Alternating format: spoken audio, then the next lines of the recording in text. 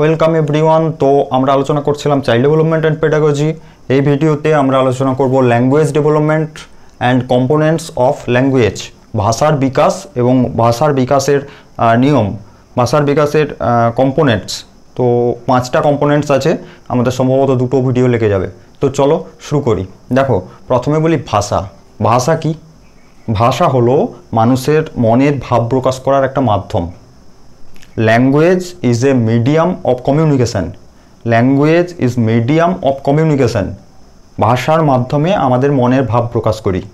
যেমন আমাদের সুখ, দুঃখ, হাসি, কান্না, ভালো লাগা, খারাপ লাগা, পছন্দ, অপছন্দ, আমাদের চাহিদা, এসবগুলোকে আমরা ভাষার সাহায্যে প্রকাশ করি। আমরা লিখে প্রকাশ করতে পারি, আমরা মুখে বলে প্রকাশ করতে পারি, আমরা কোনো অঙ্গভঙ্গি করে প্রকাশ করতে পারি, বা আমরা কোনো মুখভঙ্গি করে প্রকাশ করতে পারি, বা আমাদের শিল্পকর্ম দ্বারা আমাদের মনের ভাবকে আমরা প্রকাশ করতে পারি। বন্য জীবজন্তুদের সাথে মানুষের এটাই পার্থক্য যে মানুষের ভাষার বিকাশ হয়েছে, মানুষের একটা নির্দিষ্ট ভাষা আছে এবং ভাষার ব্যবহার জানে এবং ভাষার দ্বারা মনের ভাব প্রকাশ করতে পারে, তার ফিলিংস, তার বিভিন্ন ধরনের অনুভূতিকে প্রকাশ করতে পারে। সাইকোলজিস্টরা মনে করেন যে ল্যাঙ্গুয়েজ কগনিটিভ ডেভেলপমেন্টের পার্ট।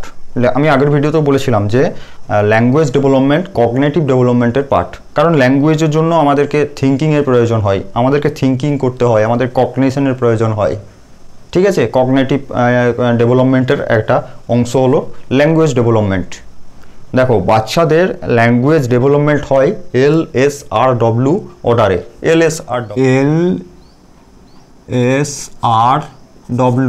এল মনে হচ্ছে লিসেনিং, স্পিকিং, রিডিং, রাইটিং। বাচ্চারা প্রথমে শব্দ শোনে বা শুনতে পারে, তারপরে স্পিকিং বলতে পারে, তারপরে রিডিং পড়তে পারে, তারপরে রাইটিং লিখতে পারে। তো প্রথমে বাচ্চারা শব্দ শুনতে পারে, তাহলে শোনা, বলা, পড়া এবং লেখা। প্রথমে শোনা, তারপরে বলা, তারপরে পড়া, তারপরে লেখা। লিসেনিং, স্পিকিং, দেন রিডিং, তারপরে রাইটিং, সব থেকে শেষে এই অর্ডারে বাচ্চাদের ল্যাঙ্গুয়েজ ডেভেলপমেন্ট হয়। ওকে, দেখো ল্যাঙ্গুয়েজ আমরা কীভাবে তৈরি করি, আমরা ওয়ার্ড কীভাবে তৈরি করি। আমাদের বাংলাতে আমরা শব্দ তৈরি করি। বাংলাতে আমাদের আছে 50টা বর্ণ, তাই তো? বাংলাতে 50টা বর্ণ আছে, যার মধ্যে 11টা হচ্ছে স্বরবর্ণ আর 39টা ব্যঞ্জন বর্ণ। ঠিক সেরকম ইংলিশে আছে 26টা লেটার, যার 5টা ভাওয়েল এবং বাকি 21টা হলো কনসোন্যান্ট। সেরকম প্রতিটা ল্যাঙ্গুয়েজের, প্রতিটার ভাষারই, শুধু বাংলা ইংরাজি নয়, বাংলা ইংরাজি বাদ দিয়ে হিন্দি বা আরও যা যা ভাষা আছে, প্রত্যেক ভাষারই নির্দিষ্ট কিছু লেটার আছে, নির্দিষ্ট কিছু বর্ণ আছে, এবং সেই নির্দিষ্ট বর্ণ দিয়ে আমরা আনলিমিটেড শব্দ তৈরি করতে পারি। যেমন বাংলার এই 50টা বর্ণ দিয়ে আমরা আনলিমিটেড শব্দ তৈরি করতে পারি।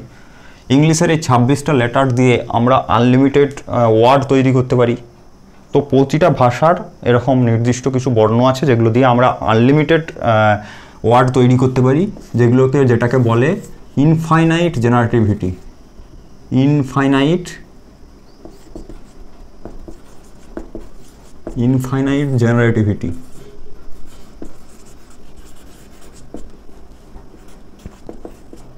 ইনফাইনাইট জেনারেটিভিটি। ওকে, তো দেখো, শব্দ আমরা কিভাবে তৈরি করি বা শব্দ আমরা কিভাবে তৈরি করব, এটাকে বলে ফোনোলজি। শব্দ আমরা কিভাবে তৈরি করব, ল্যাঙ্গুয়েজ ডেভেলপমেন্টের বা ল্যাঙ্গুয়েজের 1 নম্বর কম্পোনেন্ট, 1 নম্বর রুল, যেটা হলো ফোনোলজি। ফোনোলজি হলো ধ্বনি তত্ত্ব বা ধ্বনিতন্ত্র, যাই বলো, ধ্বনিতত্ত্ব। অর্থাৎ আমরা কিভাবে শব্দ তৈরি করব বা শব্দ কিভাবে তৈরি হয় বা শব্দ কিভাবে তৈরি হয় না, এটা হলো ফোনোলজি, ধ্বনিতত্ত্ব। ঠিক আছে, যেমন দেখো, এস একটা লেটার, তার সাথে এইচ একটা আলাদা লেটার, এই দুটো যুক্ত হয়ে একটা নতুন শব্দ তৈরি করছে, যার উচ্চারণ হচ্ছে স। ঠিক আছে, এস একটা আলাদা লেটার, এইচ একটা আলাদা লেটার, এই দুটো লেটার একসাথে যুক্ত হয়ে একটা নতুন শব্দ তৈরি করছে, সেটা হচ্ছে স। বাংলার ক্ষেত্রে যেমন ত একটা বর্ণ, তার সাথে র একটা আলাদা বর্ণ, এই দুটো আলাদা আলাদা বর্ণ একসাথে যুক্ত হয়ে একটা নতুন শব্দ তৈরি করছে, যার উচ্চারণ হচ্ছে আলাদা, ত্র। ঠিক আছে, তো কিন্তু যদি আমি লিখি র যুক্ত ত, তাহলে কোনো শব্দ তৈরি হবে কি, মিনিংফুল শব্দ তৈরি হবে কি? হবে না। যেটা উচ্চারণ হবে, যেটা তৈরি হবে সেটা মিনিংফুল হবে না। তাহলে শব্দ কিভাবে তৈরি হয় বা ধ্বনি বা বর্ণকে ব্যবহার করে আমরা শব্দ কিভাবে তৈরি করব বা শব্দ কিভাবে তৈরি হয় না, এই সম্পর্কিত জ্ঞান হচ্ছে ফোনোলজি। অর্থাৎ ধ্বনির ব্যবহার, বর্ণের ব্যবহার করে শব্দ গঠন বা বর্ণকে ইউজ করে শব্দ তৈরি বা ধ্বনি তৈরিতে শব্দ তৈরিতে ধ্বনির ব্যবহার, এটাই হলো ফোনোলজি। তো আমি যখন এটা বুঝে যাব যে শব্দ কিভাবে তৈরি হয় বা শব্দ কিভাবে তৈরি হয় না, যেমন এই এক্সাম্পলে দেখলাম আমরা মিনিংফুল কোনো শব্দ তৈরি হলো না বা যেটা তৈরি হলো সেটা মিনিংফুল নয়।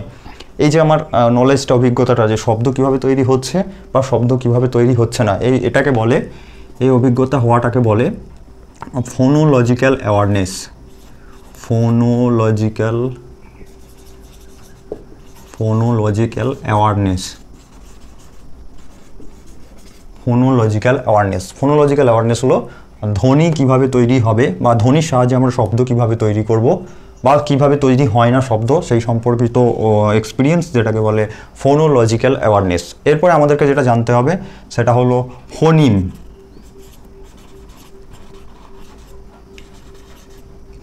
ফোনিম কি? দেখো, ফোনিম হলো স্মলেস্ট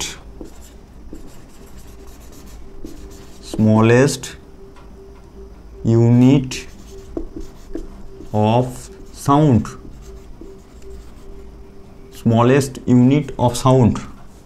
সব থেকে ক্ষুদ্রতম একক, একটা ওয়ার্ডের সব থেকে ক্ষুদ্রতম একক, একটা শব্দের ক্ষুদ্রতম একক। এই যে আমি দেখলাম একটা নতুন শব্দ তৈরি হচ্ছে বা নতুন শব্দ তৈরি হলো, এটা তৈরি হলো এস এবং এইচ, এই দুটো একক দ্বারা, এই দুটো ইউনিট দ্বারা এটা তৈরি হলো।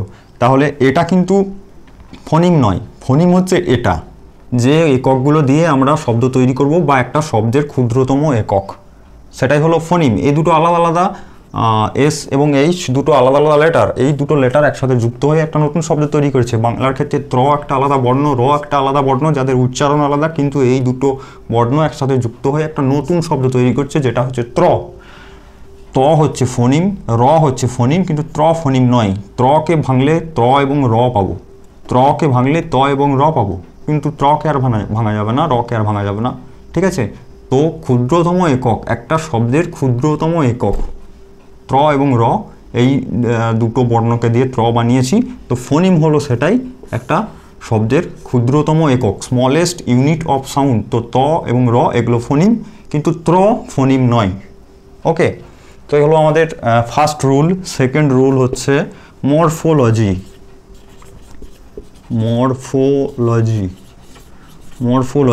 মরফোলজি মানে হচ্ছে শব্দতত্ত্ব। আমরা বাংলাতে এটা দেখেছি। মরফোলজি মানে শব্দতত্ত্ব, অর্থাৎ শব্দ কিভাবে তৈরি হয় বা শব্দ কিভাবে তৈরি হয় না, এটা হলো মরফোলজি। ঠিক আছে? শব্দ কিভাবে তৈরি হয় বা শব্দ কিভাবে তৈরি হয় না, সেটা হলো মরফোলজি। যেমন সিস্টেম অফ ওয়ার্ডস, শব্দ কিভাবে তৈরি হয় তার যে সিস্টেম, ওয়ার্ড তৈরির যে সিস্টেম, সেটাই হলো মরফোলজি। শব্দ তৈরির সম্পর্কিত আলোচনাকে বলে মরফোলজি। যেমন এক্সাম্পল দিচ্ছি, HELP, হেল্প, তোমরা সবাই জানো হেল্প একটা ওয়ার্ড, এই ওয়ার্ডের সাথে আমি আরেকটা ওয়ার্ড যোগ করছি ER দিয়ে একটা নতুন শব্দ তৈরি হচ্ছে, যেটা হলো হেল্পার। হেল্প একটা নতুন শব্দ, তার সাথে ED যোগ করছি, একটা নতুন শব্দ, এই দুটো নতুন শব্দ যোগ করে আমি একটা নতুন শব্দ তৈরি করছি হেল্পড। ঠিক আছে? তো ঠিক সেরকম টল যুক্ত ER, তার সাথে টল এবং তার সাথে ER যোগ করে একটা নতুন শব্দ তৈরি করছি টলার। টল যুক্ত ED, নতুন শব্দ তৈরি হবে না, যেটা হবে সেটা মিনিংফুল হবে না। ঠিক আছে? তাহলে হেল্প তার সাথে যোগ করে নতুন শব্দ তৈরি করছি হেল্পার। হেল্প তার সাথে একটা নতুন শব্দ যোগ করছি হেল্পড। ঠিক আছে? টল যুক্ত ER টলার, কিন্তু টলের সাথে ED যোগ করে নতুন শব্দ তৈরি হচ্ছে না। তাহলে মরফোলজি হলো সেটাই, যে শব্দ কিভাবে তৈরি হয় বা শব্দ কিভাবে তৈরি হয় না, এই সম্পর্কিত আলোচনা, এই সম্পর্কিত জ্ঞান হলো মরফোলজি। তো আমাদের যখন এই এক্সপিরিয়েন্সটা হয়ে যাবে যে শব্দ কিভাবে তৈরি হয় বা শব্দ কিভাবে তৈরি হয় না, যেই যে আমি দেখলাম টলের সাথে ইডি যোগ করে যেটা তৈরি হলো সেটা মিনিংফুল শব্দ তৈরি হলো না। তো এই সম্পর্কিত অভিজ্ঞতা, এই সম্পর্কিত এক্সপিরিয়েন্স, সেটাকে বলে morphological experience, morphological awareness,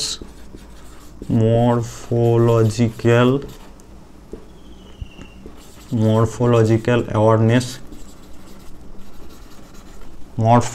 awareness. Okay, তো এরপর আমাদেরকে নেক্সট যেটা জানতে হবে সেটা হলো মরফিম। নেক্সট যেটা জানতে হবে morpheme.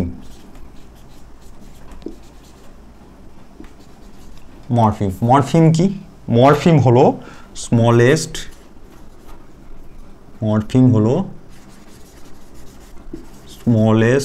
Unit of meaning in a language. ঠিক আছে, smallest unit of meaning in a language, একটা শব্দের মিনিংফুল যে ইউনিট বা যে মিনিংফুল ইউনিট দিয়ে একটা মিনিংফুল ওয়ার্ড তৈরি হয় সেটাই হলো মরফিম। দেখো, হেল্প একটা মিনিংফুল ওয়ার্ড, তার সাথে ইয়ার যোগ করছি। ইয়ার নিজে যদি মিনিংফুল নাও হয়, সে একজনের সাথে যুক্ত হয়ে একটা মিনিংফুল ওয়ার্ড তৈরি করছে। তো এখানে হেল্প হচ্ছে মরফিন, ইয়ার হচ্ছে মরফিন, কিন্তু হেল্প মরফিম নয়, সরি হেল্প আর মরফিম নয়, কারণ smallest unit of meaning in a language. ঠিক আছে, এই মিনিংফুল ওয়ার্ডের যে স্মলেস্ট ইউনিট যেগুলো দিয়ে আমরা শব্দ গঠন করেছি সেটাই হলো মরফিন। বাংলাতে উদাহরণ দিচ্ছি, যেমন দেখো ছাত্র যুক্ত রা, ছাত্রর সাথে রা যোগ করে আমরা একটা নতুন শব্দ তৈরি করছি যেটা ছাত্ররা, এবং যে শব্দটা অর্থপূর্ণ। ছাত্রী, তার সাথে রা যোগ করছি, দিয়ে আমরা বানাচ্ছি ছাত্রীরা, যেটা একটা মিনিংফুল শব্দ। কিন্তু আমি যদি বই তার সাথে রা যুক্ত করি তাহলে কি কোনো মিনিংফুল শব্দ তৈরি হবে? বইয়ের সাথে রা হবে না। ঠিক আছে, যে একটা শব্দের মধ্যে যে মিনিংফুল ইউনিটগুলো আছে, ছোট ইউনিটগুলো আছে, যে মিনিংফুল এককগুলো আছে, একটা অর্থপূর্ণ শব্দের ক্ষুদ্রতম একক, যেমন ছাত্র রা, ছাত্র এবং রা এই দুটো হলো মরফিম, কিন্তু ছাত্র রা মরফিম নয়। ছাত্রী মরফিম, রা মরফিম, কিন্তু ছাত্রী রা মরফিম নয়। ওকে, তাহলে এই হলো আমাদের মরফিম। আমরা আলোচনা করলাম ফোনোলজি ফার্স্ট রুল, সেকেন্ড আলোচনা করলাম মরফোলজি। ঠিক আছে, আশা করি বোঝা গেছে। এর আরও 3টে রুলস আছে, আমি পরের ভিডিওতে আলোচনা করব। ওকে, তো চলো দেখা হচ্ছে নেক্সট ভিডিওতে। Thank you.